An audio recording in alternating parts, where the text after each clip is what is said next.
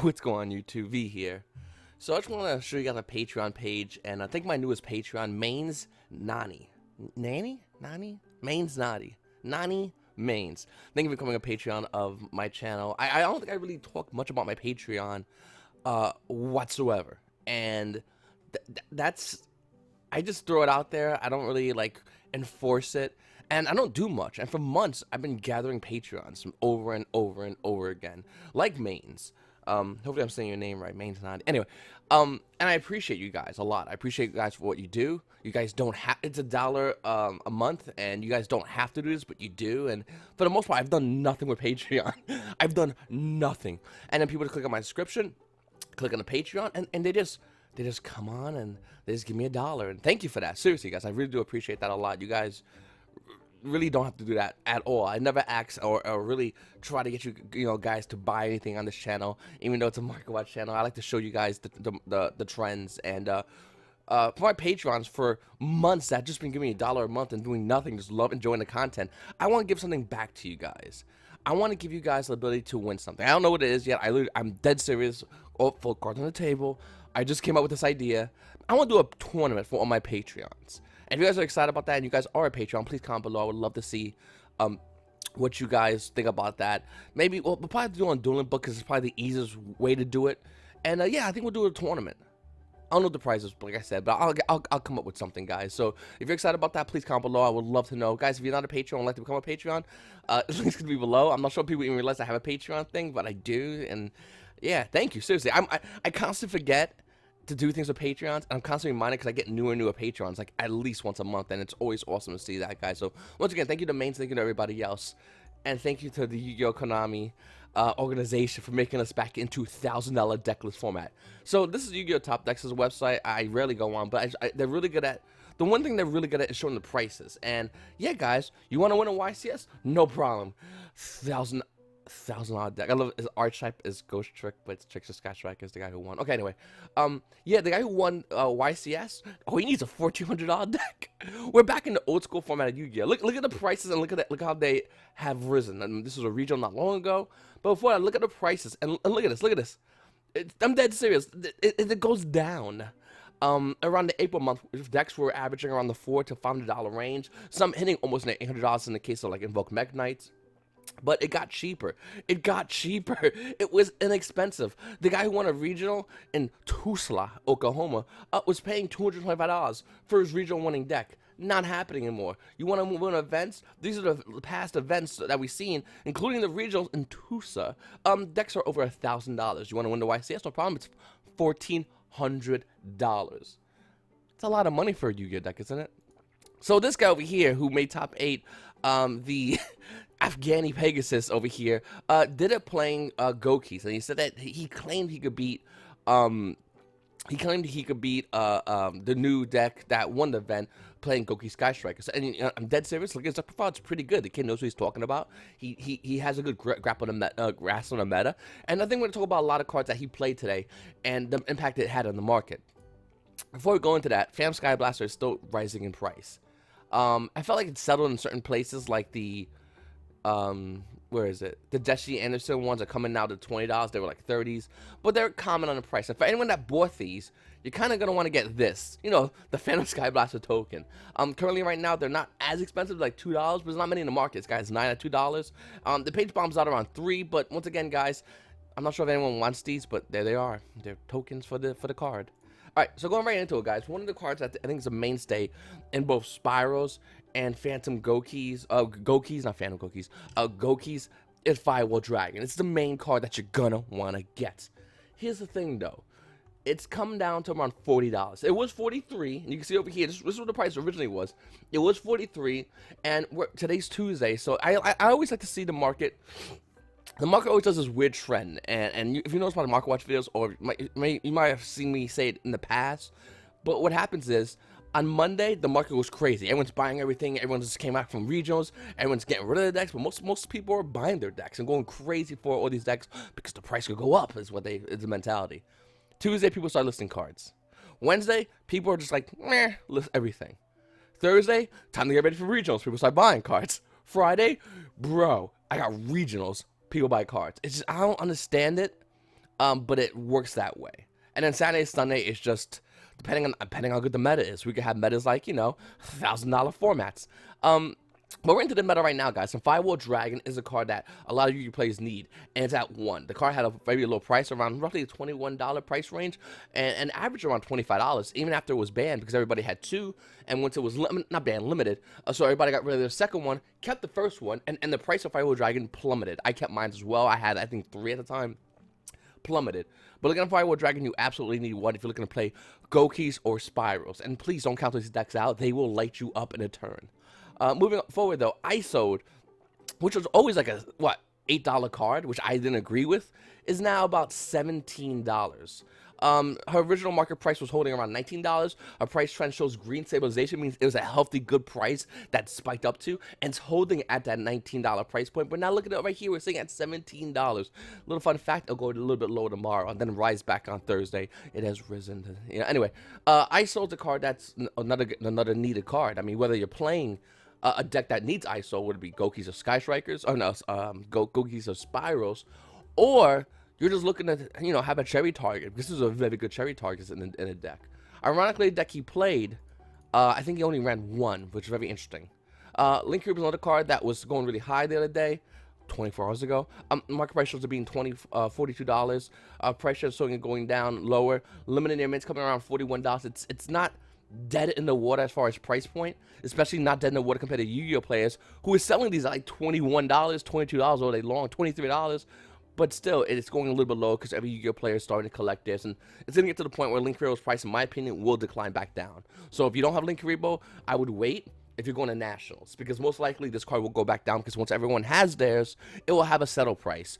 Right now, you know, especially yesterday, and we're seeing a little bit today, its price is pretty high because YuGiOh players are trying to get this for the deck that they want to play for Nationals or regionals, because I have a regionals this weekend. But for the most part, it's only because everyone wants this card. And the minute everyone orders that card, everyone has their cards. YuGiOh players, for the most part, YuGiOh players only be listing their card for sale.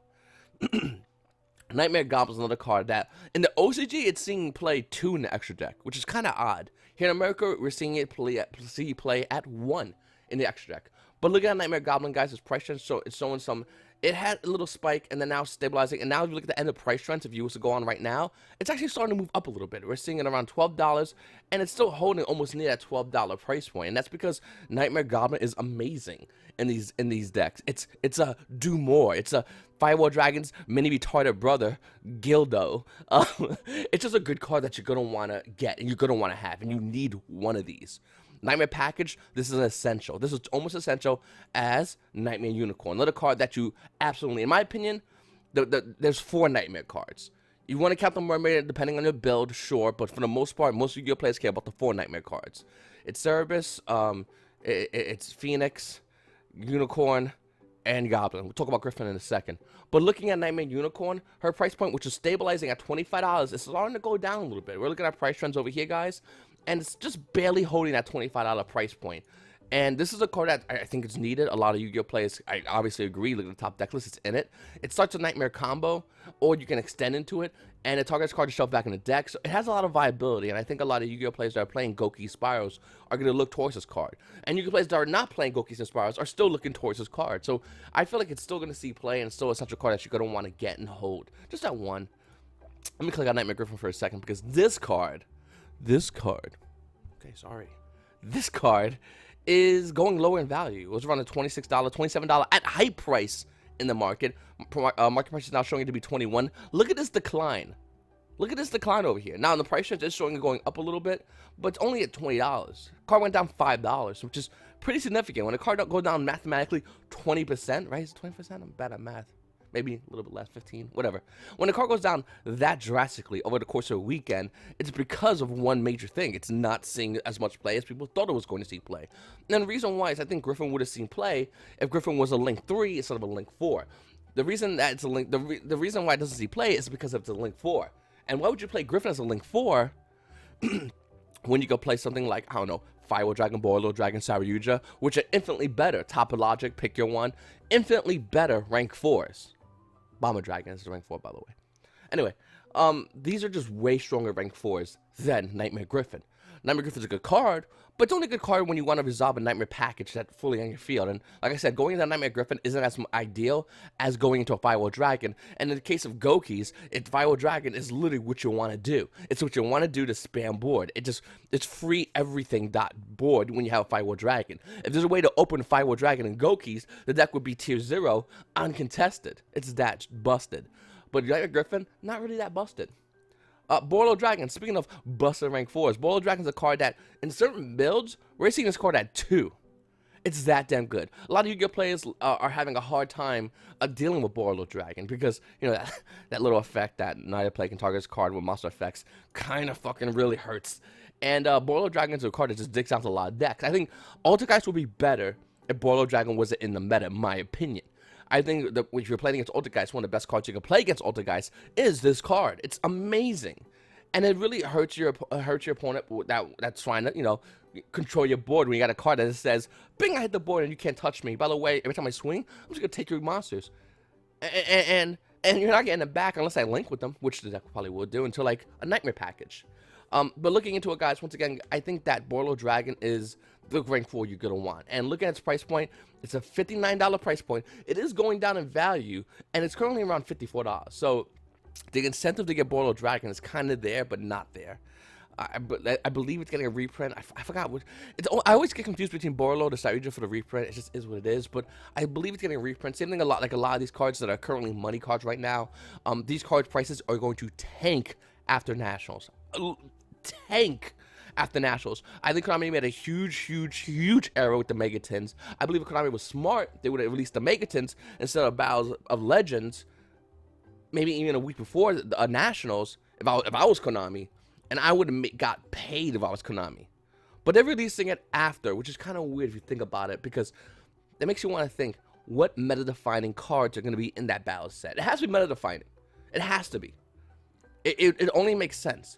If you're Konami and you want to make money, you need to find them. You need to have, like, I don't know, Cherubini?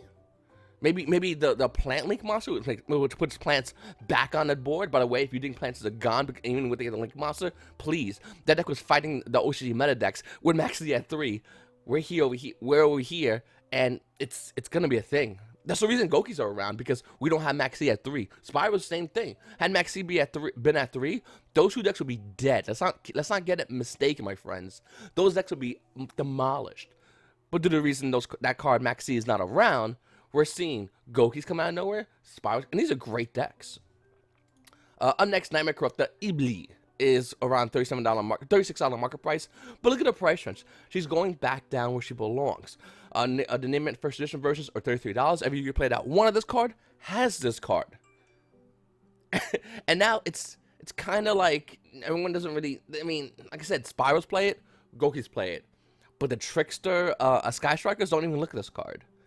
And this is what we're seeing. We're seeing it go back down in value because even though Gokis, Sky Strikers, and Spyros or Sky Strikers or Nightmares, whatever you want to call it, even though they run this card, and Kamadahan, I believe, ran this card as ABC deck, it's still not that viable. It's okay.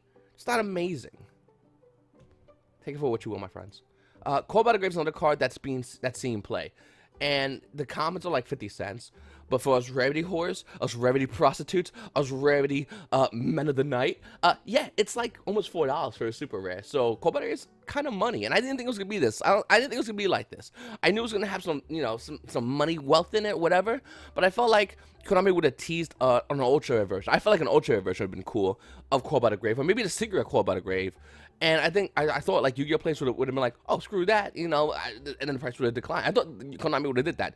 I know she's forced to do a set, but why not better to promote your new stuff by releasing a card that almost is being almost I think Cold Battle Grave is an almost staple card, and by that, if Konami released another version of it at a higher rarity, this price will absolutely decline back down to 50 cents like the common would.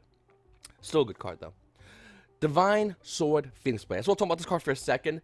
Every Yu-Gi-Oh player, this card price went high. Everyone wanted to play Gokis, and this is before Sky Strikers came on. This card hit some pretty dumb numbers. You can still see the market price over here at $6. Insanity. And actually, it is going for around $6, actually. Insanity for this card. Came out in Structure Deck Warriors Triumph. It also came out in Structure Deck Warriors Strike. And then it came out Champion Pack 4. We're going to talk about Champion Pack 4 because that's probably the harder version to get as a rare. But looking at these two versions, which are commons, they're not really hard to get. I actually pulled 8 out of my box the other day. 8 of these. And bamboo swords all day long, but I won't talk about that. I think I might show that to you in the video. I think I kind of recorded, but I got lazy at the end. I kind of just ended it. But yeah, this is relatively easy to get. And for a lot of card shops, just look through their 50-cent box. You'll probably find these cards, and you get some online for force. You got Damage 1, 363 evidently. Who is buying these damage cards on TCG Player? It just blows my mind. I want a card, but I want it really fucked up. Do casuals even know what TCG Player is? I never met a casual that knew what TCG Player was. I know eBay. Common. Okay. Let's look at Instant Fusion. A card I thought I was going to get banned by this previous ban list, but it's not. And the recent Goki player that topped, that made top 8, is playing this card. It's playing Ulti Instant Fusion. And Ulti Instant Fusion is hitting around a $27 market price. It's down from a $29 price point. But $27 is still a nice amount of cash, especially only with 19 prices listed. You can obviously get the super rare versions. There's tons of them. There's the ultra rare version, which I don't like the ultra rare version. Am I the only one? I just, it looks nasty. I like super rare version of this. DTs I like a lot as well. And DT currently, there's one over here for like $3. DTs are gorgeous, by the way. And then the super rares, of course, are gorgeous. But I don't know if I like the ultra rares. Maybe I'm weird like that. I got rid of my ultis right before the ban, so I sold them for about $27, and I'm glad I still did because they're still holding that price. They're not exploding in value. And for anyone that's holding an ulti Instant Fusion, you still have a chance to sell yours. That's what I feel like because we have supers all day long. Or the DT, which is really nice. I don't think Instant Fusion is going to be really that meta defining. But I still think it should be hit by the balance because it can be meta-defining in the future of this game state, in my opinion. I have to say my opinion because if you don't say my opinion, there's guys out there that go, that's how they cock the keyboard and they type all day long and they get all angry and they get all mad. And Instant isn't that busted. Sad face. Well, semicolon, the frowny thingy. Come on. Overdone is another card that's being seen playing top 8 Gokis. The card's being seen play out of one of, though. But still a pretty cool tech card, especially a card that came out on Circuit Break as a secret rare that's tanked in value. Card's under $1. Nobody's looking at this. So actually, I was going to do a market watch investment yesterday if I didn't go out, which I did. But I think this card's a really good card. I think this card's a sleeper card nobody's looking at right now. Overdone Barrier is a equip card. That's kind of like Monster Reborn, but you pitch a monster, especially when a monster with a level less than a monster, you discard it. And then Gokis, that's pretty damn good. Also, you can play some other cards. Is it here? No. There's another card you can play, and I would love if you guys comment below. I would love if you could do that. It's the one you play, you overturn a card or some crap like that, or you discard a card to find which one it was. But you search for this card. You search for a equip spell card, basically. And you can play that card in the deck, and it's pretty good, and nobody thought about it yet, except me. But I found the name of it. Ah, crap. Hidden Armory. Oh my god, I'm the greatest YuGiOh player in the fucking planet. Greatest YuGiOh player, guys. Hidden Armory is another card that came out in Action Pack 1 as a super rare that you can play. Send a top card of your deck to the graveyard. Add one equipped spell card from your deck to your hand. You cannot normal summon set during the turn you activate this card. No big deal. You're playing Gokis. You special summon everything. This is the card you do after you spam board. I don't know. Maybe that does hurt. Still, the card's like going in for like $2, so it's not a bad card for super rare from the Action Pack 1. Is there any other high rarities? Another one was a common. So it came out as a common, and then it came out as a super rare in Action Pack 1. So yeah, this is a pretty good card too. Even if it's not good right now, it might be good in the future. I would highly recommend you guys pick this card up. Absolutely. Sky Striker Mobilize Engage. Oh my god. Okay. $104. And even that was retarded. Right? I thought it was. 109 was the previous high on TCG Player, which I thought was insane. Sky Striker Mobilize Engage is going for $113. Is what we say here on Planet. What the fuck is happening with Yu-Gi-Oh card prices nowadays? Lays and germs. $113 for Sky Striker Mobilize Engage. Let's see. That deck played it. That deck played it. That deck played it. That deck played it. That deck played it. That deck wasn't even fucking there, but it somehow played it. That deck also played it. Yeah. Sky Striker Mobilize Engage is another card that's just... Oh, no. Don't look at that one. Don't look at that one. This card should not be that much fucking high. But here's why it's that high. Here's why it's worth that much. Because it doesn't say you can only activate one Sky Striker Mobilize Engage once per turn, like most average Yu-Gi-Oh cards that are insanely busted that still maintain a high price point. It doesn't say that. It just says, play it. Control all monsters, do it. You play Sky Striker Mobilize Engage, you point negates it, thinking he's a G, and you're like, you're adorable. And then you go into, you make that Sky Striker, you summon Ray, and you go into the orange bitch, whose name I still don't know, because why would I? Name her like American names. Konami likes to change names, but can you just... Okay, anyway. We'll call her... Cynthia. Orange girl. And, like, she just adds your engage back, and you're like, oh, this is fun. Engage? And your opponent's like, yeah, I'm glad I ashed that and lost my... And then you just fucking beat your opponent down with a card that you can use multiple times in a turn, which makes this card insane. This is the card that's going to be played at the winner's table at Nationals. Don't get it twisted, my friends. I'm playing Altergeist, and I would love to, you know, fuck this deck up. But realistically speaking, this card is insane. Especially because we got Sky Strikers, and then we got, like, Nightmares behind him. So in case you get any card in your monster zone, you just go into generic, you know, generic fucking rank 2s. Link 2s? Link 2s, not ranks. Generic link 2s. And that's one another thing that makes this card so fucking strong and so busted. And I hate saying that about this card, but this card's hitting some pretty dumb numbers, and I'm not sure if this card price is going to go down until after Nationals. And maybe even after Nationals, I don't know if this card's going to go down in general. But looking at this price trend, it's going up in value. Market price shows it being 104. It's $113, guys. Hopefully you guys have yours. You know, Darksabers booster boxes probably aren't that expensive, right? Wrong. They're still $95 fucking dollars. Insane. If you guys want to know the reason why the booster boxes are so high compared to the regular cards, please watch my market watch video from yesterday. I explained that in full detail. Moving forward, Infinite Impermanence. How did you guess? $84 market price trend, showing it's still being stabilized. Looking at first edition versions, it's around $80, right? 79, 80. Yeah, I'm bad at math. $80. So Infinite Impermanence is still holding an $80 price point. And I think it's going to hold that price point. I think it might actually increase in value. And the reason is simple, my friends. It's going to go hold that price point because every deck is starting to play this. Infinite Impermanence was a deck before Sky Strikers came out. We only saw play in the older guys, for the most part. Maybe Goki's kind of sided it, maybe sort of, maybe possibly kind of one day could be. But for the most part, Infinite Impermanence was a card only seen playing older guys because you played it to proc your multi-faker. You proc your multi-faker and hit the board on your opponent's turn, so you can bring out Silicoids to bounce the card, so your opponent basically goes -2 on a card that they activate as a monster effect. Good Yu-Gi-Ohs. But this card's actually starting to see play in every other deck. Literally every other deck. It's insane. And I still think this card's price is beyond what it should be. Then again, I think Engage at 113, this crazy notion, that it shouldn't be as high as well. But it is. It is high, and this is the reality. It's just what should be is not what it is. And since it is at these prices, guys, hopefully you guys kill someone and take their Infinite Impermanence. Don't you know, don't just hurt them. You gotta murder them. Leave no witnesses and grab their Infinite. These cards are insanely high. $8 times 3 was at $240. So $240 for Infinite Impermanence, and you need your 3 engages at around $300. We'll say $320 because I'm bad at math, and maybe I cut you a deal. What a friend. $320 and $240. It's about $540 for about these 2 cards. Let's pick a deck to put them in, shall we? Moving forward, though, Evenly Match is a card that's starting to see main deck play, and this is huge. Since Pendulums got laid out, Evenly Match is going into the main deck. Since Pendulums can't calm this card down, we're seeing this card come back. And I think we're seeing Evenly Match come in 2 in the main and one in the side. I think I've seen a lot of that, just in generic regular decks. But it's definitely coming. The overall thing is coming back to the main deck. This card's getting reprinted in Megatons, but it's $64 fucking dollars. $64, and that's down from its $59 market price. Price trend showing it going up in value. This card was as low as $40. Because this card's that damn good.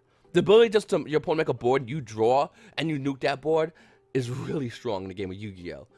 It's almost, it's a game changer in every first turn opening hand going second. It is a game changer. Playing against Gokis to make a board, but they don't make the Tri-Gate negate. Maybe they do. You can bait it out, and then you evenly match them. That's game for that Goki play, especially you have a Sky Strike Engage to follow up on your evenly matched play. It's that busted. So, guys, even though it's a lot of money, I told you to get it at 40. Hopefully you did. If not, you're probably going to want to consider getting this card. You're going to need it for Nationals. Unequivocally, non-negotiable. Cat in the background. Need it for Nationals. Ghost Bell and Haunted Mansion is another card that's spiked into some dumb numbers. Remember when this hit 55? Oh, Ghost Bell, you better calm down. You ain't that good. Though that one Goki player kid that wanted to look like Maximilian Pegasus at like 14 if he was Afghani, played Ghost Bell and Haunted Mansion at 3 in his side deck. I don't agree with this card. It's a decent card, but it's okay. I don't know. I'm in a weird spot with Ghost Bell and Haunted Mansion. Should still be 35s, but looking at price trends, it's going down in price. Market price shows it being $54. When we look over here, guys, it's around $50. So it's down a couple of dollars from its original price point, and I think it's going to continue to go down it's a good card, but it's not as amazing as the other hand traps. You can't tell me this card beats out Reaper, this card beats out Draw, this card beats out Ash. Does anyone even play the other one? This is a good card, but not that good. Would it still see side deck play? Most likely. I can absolutely not, won't argue with somebody that wants to put this in a side deck.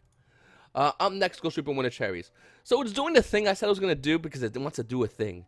The 2014 Megatins are coming roughly around $7 to $8. You look over here, guys, which is pretty good. If you guys got it when it was 4, congratulations, you doubled your money. Ghost Reaper Winter Cherries for Shining Victory, on the other hand, which is showing a market price at $8, is hitting $15. $8? $15. And this is why I always say, get original print first edition over the Megatins. Megatins are good money, and at times Megatins will be dirt cheap, and cheaper than the original printing, so obviously you want to buy them, you'll make good money.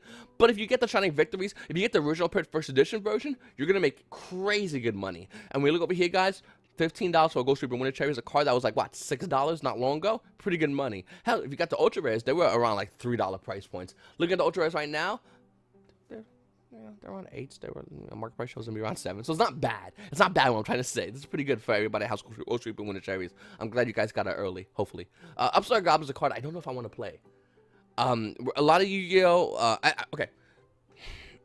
At this YCS, it was like 200 and no, it was like maybe it was like 21%, I believe, or 200 something players had ties after like round 2, I think, something dumb like that. It was something insane like that, and I don't like Upstart for that reason. It thins your deck out, but now if you play your opponent, I mean, obviously you want to side this out, but if you let's say you play against your opponent and you go into game 2 and you have to side quickly, well, and you have to side this card out, it's an extra card that I felt like, I don't know.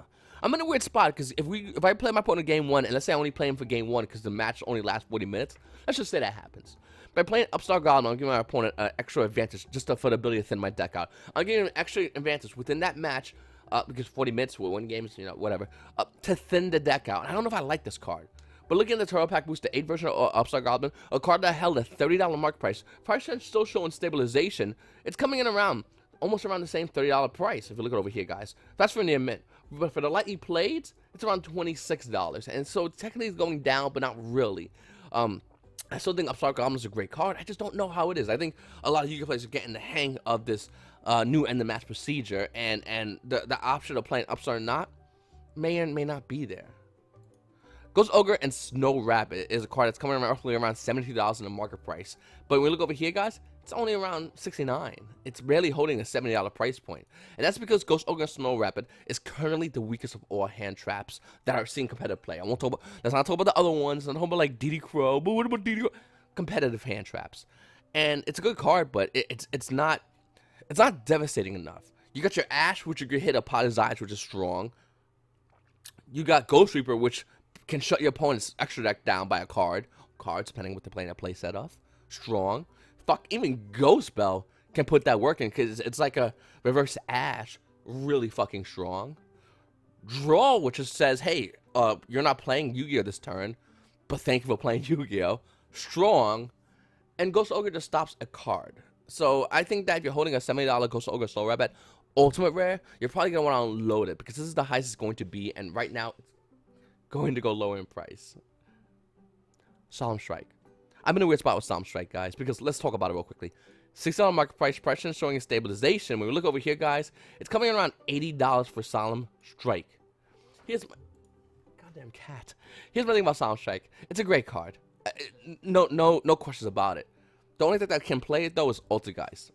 Ultigeist had a top 32 showing at this event. He did play the Solemn Package, but is it enough to merit Solemn Strike being played? I don't like Solemn Package at all. I don't play it in my Ultigeist deck. I'll have the deck profile around here somewhere, guys. And the reason I don't do that is because we're in a new format in which if you go into game, let's say we're in the game 2 we're playing, and I have a set Solemn Strike, my opponent makes a monster on board, I have to strike it. I'm going to be down 1,500 life points. He ends a turn, I lose the game of Yu-Gi-Oh! Because I played a Solemn Strike to stop his summon of a monster that can beat me down. One that Solemn Strike could have been anything else, literally anything else that could have helped me promote my game state. So I'm in a weird spot with this card. I don't know if I want it. I have it. I'm debating on selling it. And I want to ask you guys, did you sell yours yet? The ultis, if you have any ultis. If you have any other version, did you sell it or are you going to hold it? I'm in a weird position with my Solemn Strikes. But anyway, guys, I really appreciate you guys watching my video. Even though I janked on this kid a lot, this annoying kid might actually have me play Goki Sky Strikers. I'm like this close to playing it because I loved. I'll link to this video below. The kid obviously knows what he's talking about. He's a very smart Yu-Gi-Oh player. Congrats, by the way, to Hani Jauhari, a very good Yu-Gi-Oh player. And guys, I'm dead serious. You definitely want to check out this video. He explains the deck perfectly. He talks about his matchups and the new deck, the Sky Striker Tricksters, and how good his deck is. And he ain't lying. I'll link to that video below, guys, so please make sure to check that out. Welcome to $1,000 Yu-Gi-Oh format. Guys, once again, if you got a Patreon, you're looking to be a Patreon, join up. I think I'll give it about a week. Not this weekend because I got a regionals, but next weekend, I think we'll start like a Patreon tournament. I'll discuss more about that later on in the future. But if you want to join up. It's $1 a month if you want to. You don't have to. I didn't even name the prize yet. I'll probably name the prize soon. But I'm really looking forward to having a tournament for you Patrons. You guys absolutely deserve it, unequivocally. It's been owed to you. Be gone, everybody. Appreciate you guys watching my video, guys. It's your boy V. You guys have a great day.